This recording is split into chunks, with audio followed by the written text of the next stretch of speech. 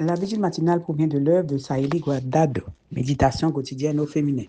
La méditation de ce matin, aujourd'hui, 5 août 2025, est tirée de Jérémie 7, verset 3. Voici ce que le Seigneur de l'univers, Dieu d'Israël, vous fait dire. Améliorez votre façon de vivre et d'agir. Alors, je vous laisserai habiter dans ce pays. Améliorez votre façon de vivre, page 225. Le confort engendre la médiocrité. Et la médiocrité, dans n'importe quel aspect de notre vie, est répugnante pour Dieu qui attend de nous le meilleur de nous-mêmes. Le peuple élu avait adopté des habitudes conformes à ses désirs égoïstes. Fatigué de ses voies tortueuses, le Seigneur leur a dit d'améliorer leur façon de vivre et d'agir. Plus loin dans le passage, il leur pose une question crue. Puis, vous venez vous placer devant moi dans cette maison sur laquelle mon nom est invoqué et vous dites, nous sommes délivrés et c'est afin de commettre toutes ces horreurs. Est-elle à vos yeux une caverne de brigands, cette maison sur laquelle mon nom est invoqué? Je le vois moi-même, dit l'Éternel. Dieu voit tout. Personne n'échappe à son égard, à son regard.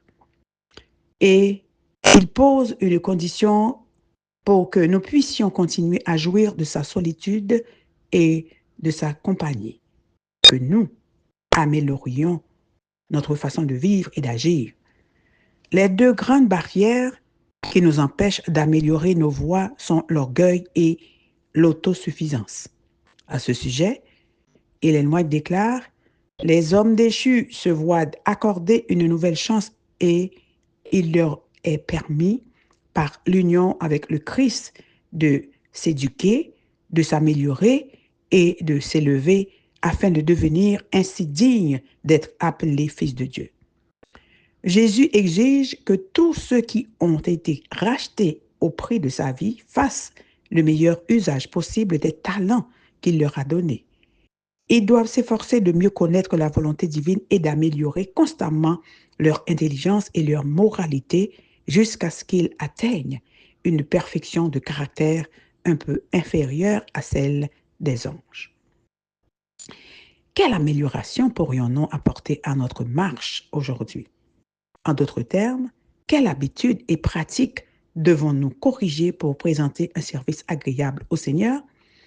Est-ce notre alimentation, notre caractère, l'emploi de nos talents ou bien les lieux que nous fréquentons ou les films que nous regardons? Si nous affirmons avoir été rachetés par le sang de Jésus-Christ, nous avons la responsabilité de nous améliorer dans tous les domaines.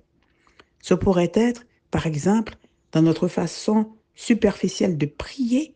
D'ailleurs, nous accorderons une place particulière à ce point dans la méditation de demain. Heureuse d'améliorer ma façon de vivre. Amen, amen, amen. Que Dieu vous bénisse. Bonne journée.